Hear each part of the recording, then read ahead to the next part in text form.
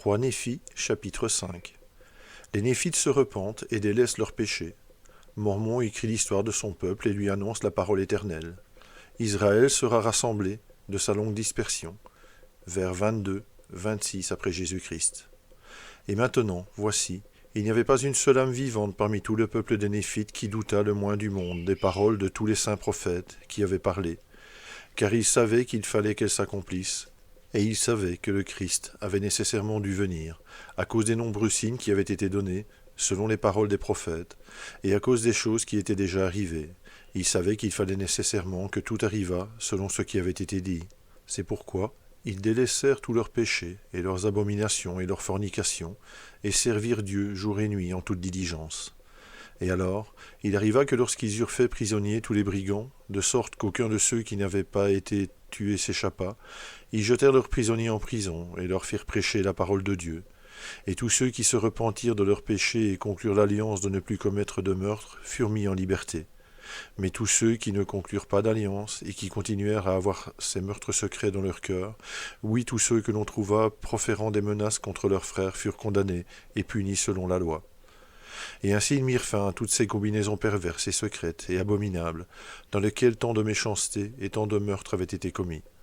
Et ainsi était passée la 22e année, et aussi la 23e année, et la 24e, et la 25e, et ainsi 26 ans étaient passés. Et il s'était produit beaucoup de choses qui aux yeux de certains seraient grandes et merveilleuses. Néanmoins on ne peut pas les écrire toutes dans ce livre. Oui, ce livre ne peut même pas contenir la 100e partie de ce qui se fit parmi tant de gens en 25 ans. Mais voici, il y a des annales qui contiennent toutes les actions de ce peuple, et un récit plus court, mais vrai, a été fait par Néphi. C'est pourquoi j'ai fait mon récit de ces choses selon les annales de Néphi, qui étaient gravées sur les plaques qui étaient appelées les plaques de Néphi. Et voici, je fais le récit sur des plaques que j'ai faites de mes mains. Et voici, je m'appelle Mormon, du nom du pays de Mormon, le pays dans lequel Alma établit l'Église parmi le peuple, oui, la première Église qui fut établie parmi eux après leur transgression. Voici, je suis disciple de Jésus-Christ, le Fils de Dieu. J'ai été appelé par lui pour annoncer sa parole parmi son peuple, afin qu'il ait la vie éternelle.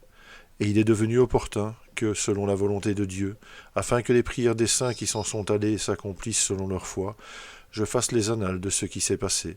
Oui, de brèves annales de ce qui s'est produit depuis le moment où Léhi quitta Jérusalem jusqu'au temps présent.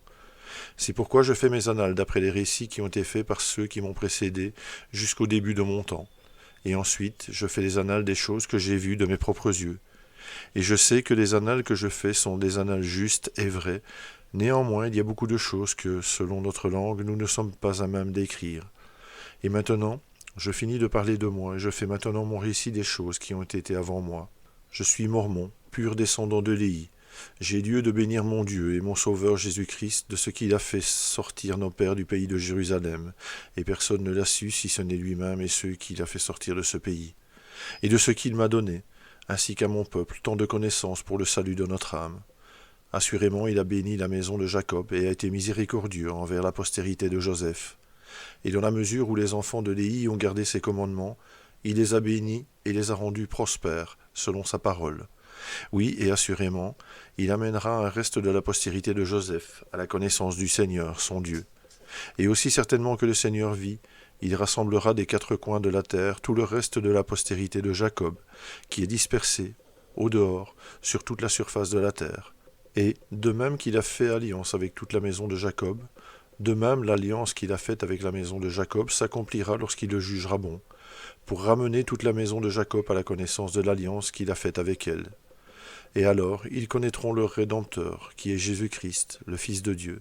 Et alors ils seront rassemblés des 4 coins de la terre dans leur pays, d'où ils ont été dispersés. Oui, comme le Seigneur vit, ainsi en sera-t-il. Amen.